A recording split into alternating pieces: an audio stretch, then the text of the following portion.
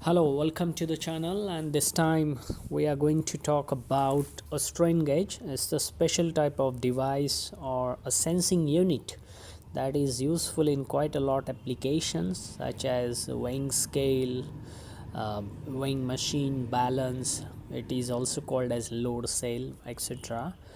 In this video we are going to expound our understanding about this strain gauge. We'll see its construction and its circuit, how it is used inside the circuit. We'll also see its properties. We'll also see what material it is made of, and we'll highlight some very interesting phenomena from the physics point of view. So as you can see right here in the picture, you have this strain gauge that is available in the market. The dimension of this unit is about few centimeters, let's say 5 centimeters, and to the width is about, let's say, 4 centimeter, and so it can be this long also. But in the smallest possible case, this can be like 5 mm, let's say, and this can be about 3 to 4 mm also, the width and the height.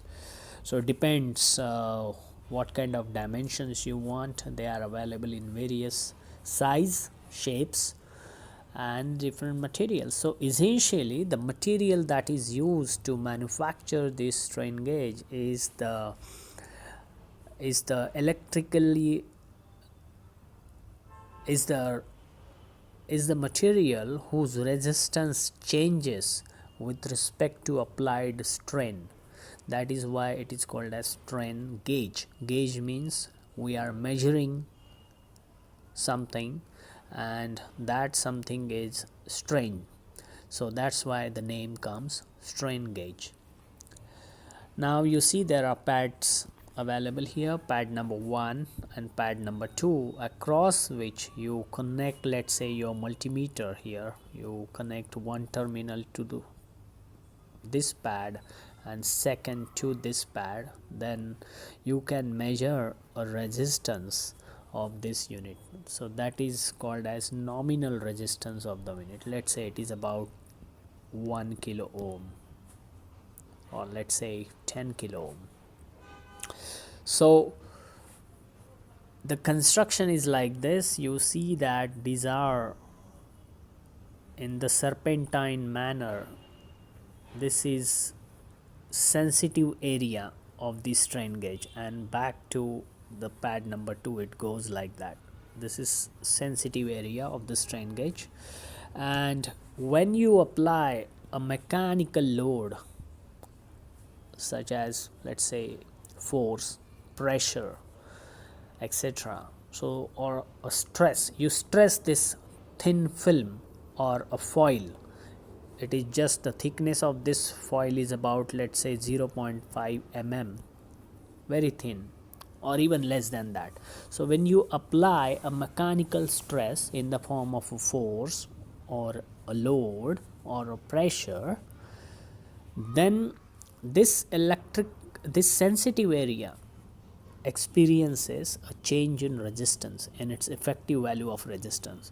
So essentially, when it was, let's say, a 10k value of a fixed resistance across these two pads, after experiencing a strain due to applied mechanical load, this strain gauge will change its value of resistance. So it can show, let's say, from 10, so it can show you 15 kilo ohm, or let's say 5 kilo ohm. So on the either end it can have variation. The resistance can go up or resistance can go down depending on the bending that happens in the sensitive area. Okay, so it can also be called as force sensitive resistor, FSR. We have made another video based on that.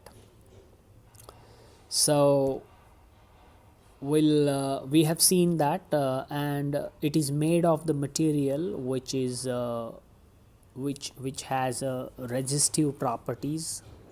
There are materials such as aluminum foils, some other foil which has the resistance, which resistivity of which changes with the applied bending. That is the material we use for manufacturing the strain gauge. In the market, there are some piezoresistive sensors also. Piezoresistive means these are the material whose, after pressing them, squeezing them, they also undergo a change in the resistance of that material. So they are also used as a pressure sensor or a force sensor, etc. Okay, so let's continue our discussion here. So we have seen that. Now here you see there are three figures: part number 1 right over here, part number 2, and part number 3. So let's say how this strain gauge experiences a strain, and it offers a changes in the resistance, in its effective resistance. So for example, you have the terminals right here, and this is your sensitive area, and this is the pattern already done in a serpentine manner. So when you have this part of the figure, you see when you bend it and in a way as shown, it undergoes and it experiences this thin foil called strain gauge, experiences a tension as indicated by the two directional arrow narrows, and because of that the resistance increases, which is measured across these two pads. So higher resistance will be recorded, and you see the pattern, the wires, they have elongated, they have been long wires now. On the other hand, come down to figure number 3 or part 3 of the figure, what you see is the arrow direction indicates this thin foil, maybe aluminum foil or other material, experiences a compression. So area thickens as shown by the dotted dark lines here and the thick lines, and as a result the resistance across these two pads decreases, so it offers a lower value of resistance. Now let's see how this property can be used on some mechanical unit. So here is in the figure you see the mechanical unit right here, and the strain gauge is fixed or installed in the middle or in the center of this mechanical unit, and when there is a force in the direction of the arrow, that is called tension force. So these parts are stretched in the opposite direction. So you see this strain gauge takes this shape. The wires have got longer and thinner. The wires have got longer and thinner, and therefore we see that due to tension the resistance is increased. Okay, remember the resistance is R, which is rho L over A. So rho is the resistivity constant, A is the cross section area, and L is the length. So when length is increased, resistance is going to increase. On the other hand, the arrow shows there is a compressive force right here applied to the mechanical unit. So the wires are shorter and thicker. So thicker means your area is increased and the length is also decreased. So therefore your resistance is lower.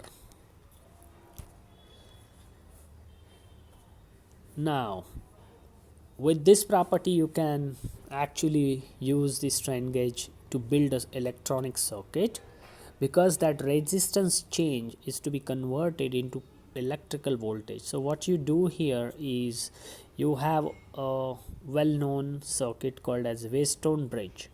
You have four resistors, that is R1, R2, R3 and R4. So as you can note, the strain gauge aluminum foil, for example, with the longer length of the wires, because of the tension force, they are connected in opposite direction in a diagonal. R2 and R4 are those strain gauges. On the reverse side, R1 and R3 are the strain gauges which experiences compressive force, and because of such arrangement you have a maximum voltage or a potential difference or a voltage difference VO that would be generated into the circuit. VEX is your fixed DC voltage source that you apply to the circuit. Okay, so we understand what is strain gauge, what material it is made of. There are these properties used. The material that are used to manufacture strain gauge are those material which have a change in resistive properties, and they are usually in the form of thin foils, and the patterns in the form of serpentine. We have covered that, and based on that, you strain gauge experience can be used to build a force sensor, pressure sensor, and that's the basis of the load cell or weighing gauge or weighing scale that we step on and measure our weight, etc. So hope you like this video and found this information and content useful. If you did so, do subscribe to the channel, and please like and share with others this video and other video. There is a one short video of strain gauge in the channel playlist of sensors and actuators. Do watch that also, and stay tuned for more informative, technically rich, based on the physics and scientific principle videos with our channel. Wish you all a happy learning.